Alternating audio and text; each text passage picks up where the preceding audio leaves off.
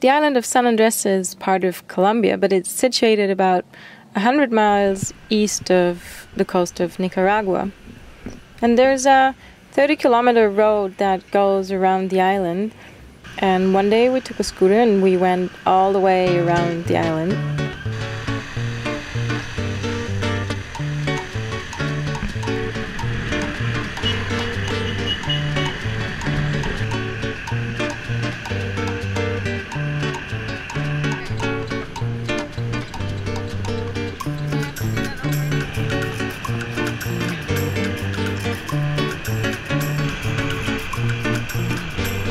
The island is about 12 kilometers long and 3 kilometers wide, and it's also called the island with the sea of the 7 colors, because when you look at the sea, it's really amazing. It has all these different shades of blue. When we reached the most southern point of the island, we had a really delicious lunch with French cheese and French sausage that Matthieu had brought over from Europe, which was really awesome. And then after this lunch, Matthieu actually let me drive a little bit on the scooter, which, well, I have to admit, I'm not the best scooter driver, and lots of other scooters were actually overtaking us.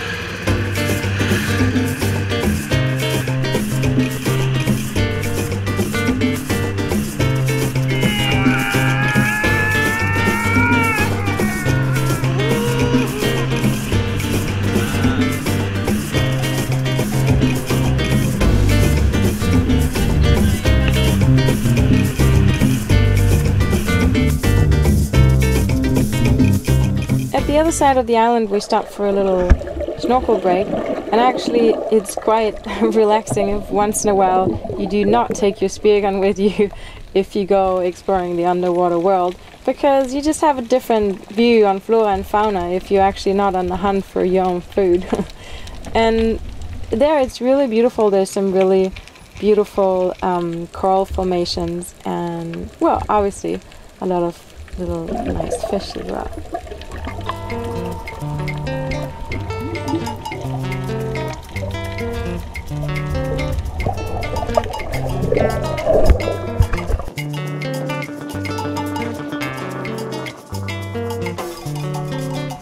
At the end of our scooter ride, we came back to the main beach area, and there's like tons of little huts where you can buy wild drink combinations, one of them being the Coco Loco, which is one of the favorite drinks there. But we actually had a piña colada, and they just open up a green coconut and they mix whatever they put in with the fresh coconut water and obviously rum.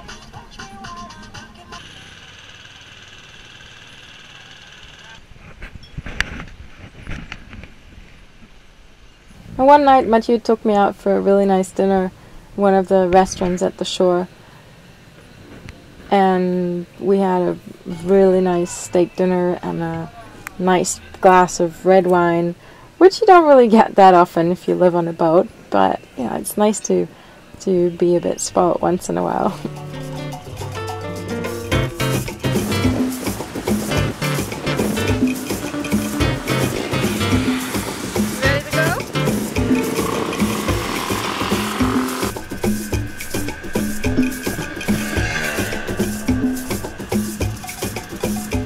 One of the museums we visited was a typical old island house displaying how they lived back in the old days. Yeah, German museums, they're like really quiet and informative. And when we came to this museum or this house, there's actually music blasting out of the loudspeakers in front of it, and you more had the feeling you're actually going to a party rather than to a museum. This is where Karl is anchored right now. So this is really funny. I'm in the middle of the Caribbean Sea in San Andres in a pirate museum, and this is what I find. This is a flag of a football club in Hamburg, close to the place that I'm from, and it's hanging here. That's like quite funny, I think. And then there's another museum that we visited, which was a museum of pirates, because San Andres actually has a pretty long history of pirates that were living on the island and coming to the island. One of them being the famous pirate Henry Morgan. And apparently, and that is part of the museum, there's a cave where Henry Morgan hid some of his treasures.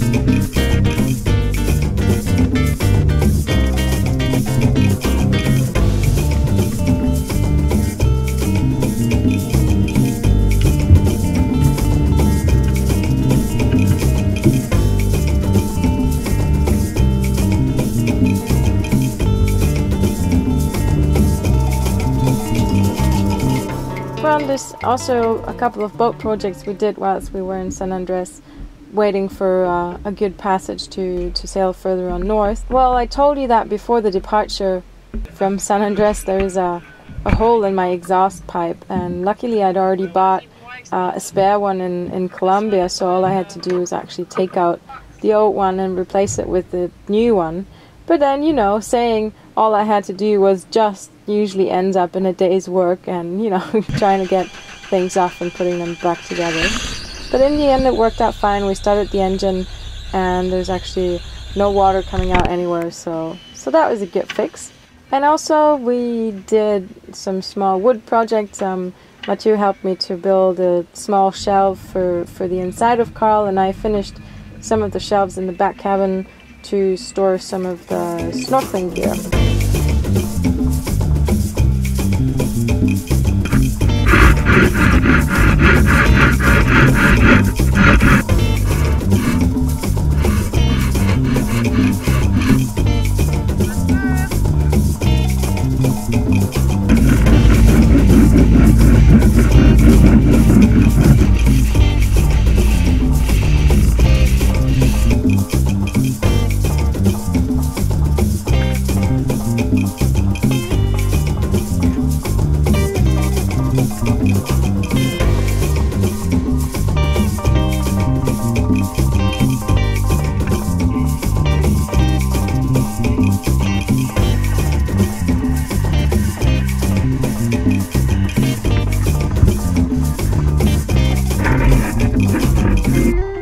And last but not least, we needed to stock Karl up with water and diesel. In San Andres is usually quite windy. It's always between 20 and 25 knots.